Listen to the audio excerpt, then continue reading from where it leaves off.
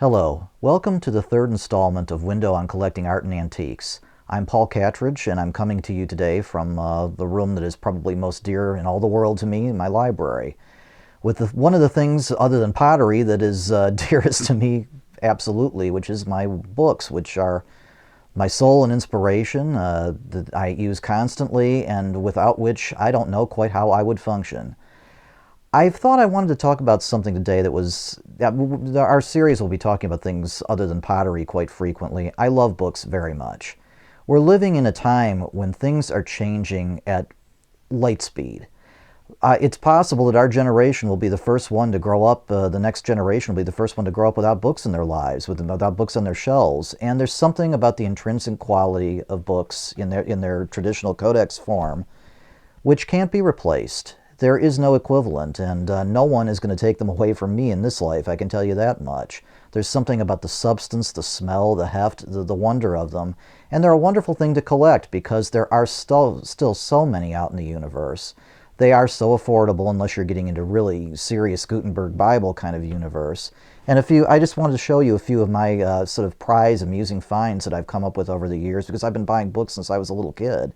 My parents placed great value on literature and reading. I always had books around the house. They were always an escape, a place to find peace, to find knowledge, to find interest, the wonderful thing to do on a rainy day.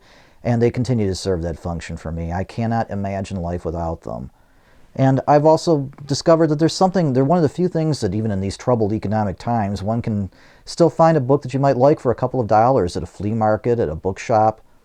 They're still out there everywhere. And there's something for everybody, and they are fun and they are accessible, and it's something that you really should pursue. And if you aren't, you're missing something. I mean, the piece that I've got in my hand, I've never actually. It's kind of embarrassed to say I've never actually read this, but this is just an example of a book with a beautiful binding. It's from the arts and crafts era, and it's this beautiful sort of Art Nouveau arts and crafts quality. And there are people that collect books just for their bindings. I probably paid less than $1 for this at a book show years ago, just because I thought it was an attractive volume. There's nothing much more to be said about it other than it's pretty. Someday I might actually pick it up and read it, and we'll see what the contents are, because you should read the books that are in your library. There's some other things of this nature that can come along. Now, what a great title for a book, and its original dust jacket, The Revolt of Youth. This is something published in the 1920s during a time when the world's in a lot of turmoil, and you wonder what hands something like this is probably passed for. I think I bought this at a library book sale for 25 cents. It has pictures inside of it, sort of scattered of various youth movements and ideas happening at that time in history. And it's like I can't find the pictures right now, but I mean, the cover alone makes this something worth having and worth pulling out as a conversation piece, and it's just interesting. It's a little piece of history, and for that amount of money, who could lose? Now, in the interest of just unique bindings, which yes, I am interested in the content of my books too, not just in how they look on the shelves, but. This one circulates a little bit. This is another book from the arts and crafts era, and it's by the title The Reign of Law by an author named Allen, subtitled Tale of the Kentucky Hemp Fields. This book in bindery circles has a little bit of a cult following. I found it for like 50 cents on a pile of old books years ago, because being a tale of the Kentucky hemp fields, that's what you've got a picture of on the cover, hemp.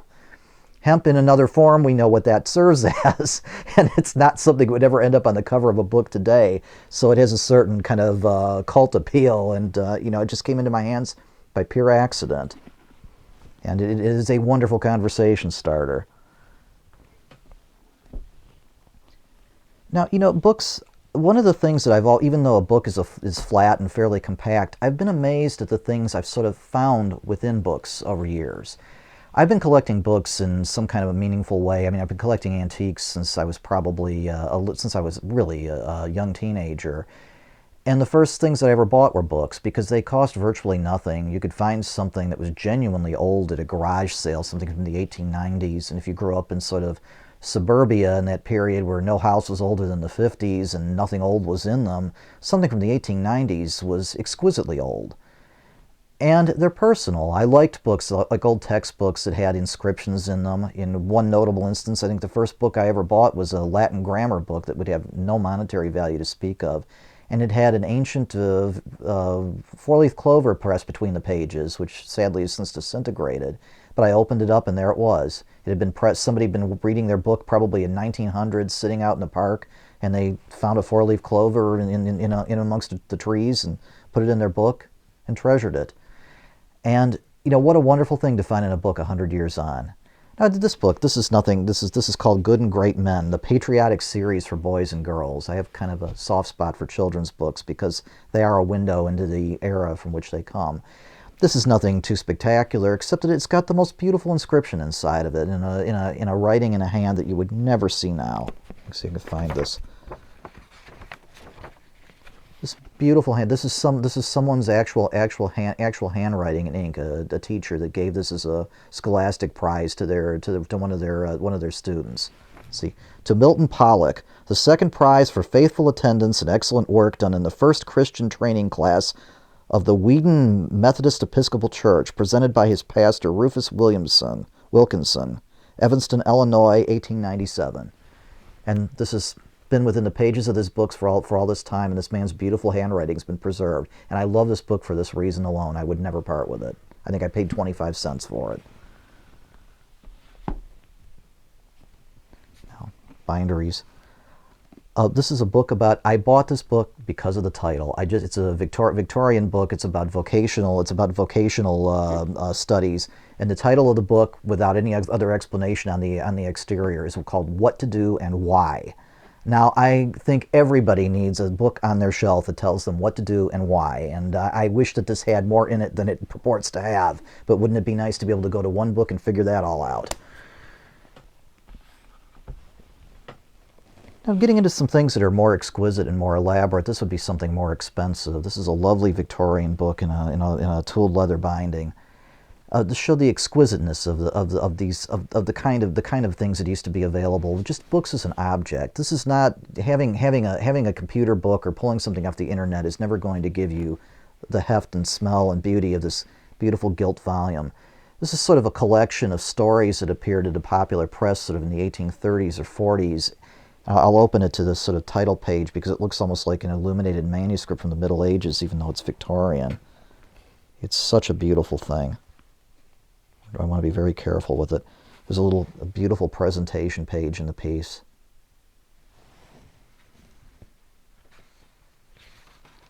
It's called Gem of the Season, 1854. Again, this is all done by printing process. This is not hand-colored or illuminated, but it's exquisite color printing, which was quite rare at that early time in history. This is before the Civil War, obviously, and there are a number of other wonderful engravings in the book. It's a little foxed and damaged. This sort of spotting is a function of age. It's sort of a mold product that often occurs in old books. But what a pretty thing! And this is a sort of book that, with a little bit of astute shopping, could probably be had for $20, $30, well under $50. And it's fascinating to look through. It's fun to have, and I've had it for years, and I treasure it.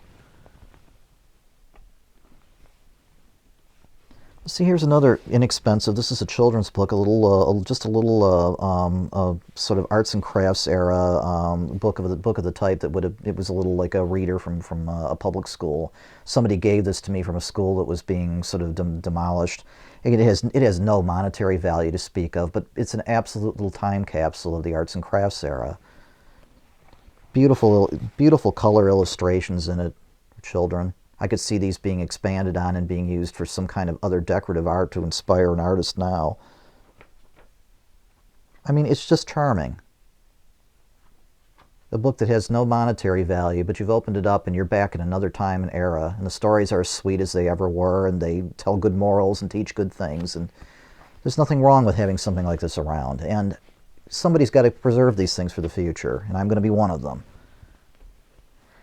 Now, at the other end of the spectrum, we have little tomes like these that I understand were sort of put around for jobbers or people, sort of door-to-door salesmen used to sell these, or sort of backyard snake oil preachers to try to. They show up once in a while. They're roughly called hygiene books, and this contains all sorts of. Let's see, it's called Searchlights or Light on Dark Corners, and it's on the cover of the book is embossed as if it were a Bible, which it certainly is not. Safe Counsel. It is full of all sorts of quack recipes, remedies, hygiene hints, and every other kind of sort of backward bias that would have been in place around the turn of the century. There are hilarious insights about morals, rules for etiquette, how a young lady should look well while dressing at her toilette. This book can keep you amused for hours, and it probably cost me virtually nothing at the time. And a lot of these are floating around because people got them. You know, they bought them from the traveling preacher, and they would just be passed on from place to place, and they serve no. I mean, heaven knows, I doubt there's any piece of advice in this thing worth following. There's an illustration in here about sort of the road to dissipation. You know, a boy takes one drink and he ends up sleeping in the gutter. You know. Good advice on a certain level, I suppose. But this is something. This is the ultimate conversation piece, and again, something that can be had with a little bit of astute looking for virtually no money. It's funny, sort of keeping within our theme. It's a very early school book. Somebody would have passed around the Midwest back in probably in the 18. I think this is an 1830 date inside. It's a little. I'll get to the first page and see what I can find here. I don't remember. It's been so long since it's been opened. Cobb's Juvenile Reader, containing interesting historical, moral, and instructive reading lesson, composed of words of a greater number of syllables than in lessons 1, 2, and 3, and on it goes. By Lyman Cobb, Pittsburgh, 1831. It would be almost, I doubt that the camera can capture it, but there is a little engraving in the frontispiece of, I think it's from the Indian and the British Officer. This book is in very rough condition, but it's something that's a little school reader with morals and grammatical lessons and such. And as you can see, sort of very smeared on the outside and on the binding. These are people's personal inscriptions as it was passed probably from student to student around a poor country school from a time at the early years of the country. Abraham Lincoln might have had a book like this in his hands, or somebody that grew up to be of equal consequence. This is American history. This book has no monetary value to speak of, but think of the hands that it's passed through and how many lives may have been changed just by having this simple thing at a time when this was the only book somebody might have had. It's wonderful to find such things, and they still exist in the marketplace. Now, something more opulent, and I'm going to be talking a further installment of our programs. I'm going to be talking about this artist a bit more. I'm a great fan of the famous illustrator Paul Gustave Dore. This is Dore was famous for illustrating the Bible, Dante's Divine Comedy, Milton's Paradise Lost. He was of Alsatian ancestry, and he was active until I believe he passed away at a very early age in the 1880s. And he was very prolific while he lived, and he's still celebrated, although not as much as he should be.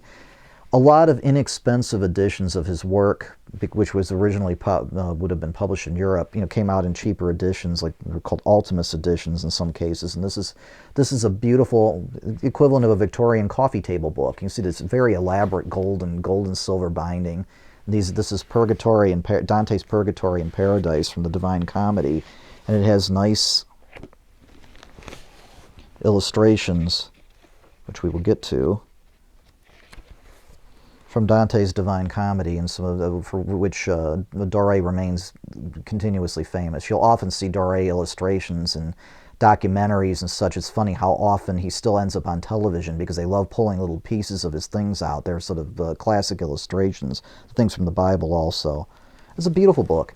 These are not expensive because although by the standards of today they're exquisitely bound, they were still done by machine, and they're fairly cheap. I mean, in the marketplace, one of these was this one's in better condition than most, but one of these could be had for well under $100, and that's hardly a lot to pay for a book from the 1880s or 90s. And last but not least, sort of something I wanted to keep in my Bible. I loved all of the beginner books, the Dr. Seuss books, and the equivalent. Old Hat, New Hat, the Berenstain Bears. This is the first book I ever learned how to read by myself in 1970 when I was a little boy. I have kept it on my shelf, and it's been on every library I've ever been in since forever. And it's possible to hold on to something that you treasure. And that's the kind of impact that a book can have on a child. If you get them started on that track, they'll never leave them behind, and it opens up worlds where other things might not be able to. Never let the really important things go. I wanted to bring the things, because I'm happy to show some things that have no real monetary value, but yet each one can open up a world, open up a time, be collectible, be accessible, be important. And we're going to be doing more about books in the future, because I'm looking around even in my little reestablished library here and realizing how many other ideas this is suggesting to me. Well, I hope that you've enjoyed today's installment of our program, because this is fun for me, and I hope it's fun for you too. And I hope that you will join us again in the future. Again, we look forward to hearing your comments, sharing your observations. You're welcome to contact me at any time. Please tune in whenever you can, and have a wonderful day. Thanks.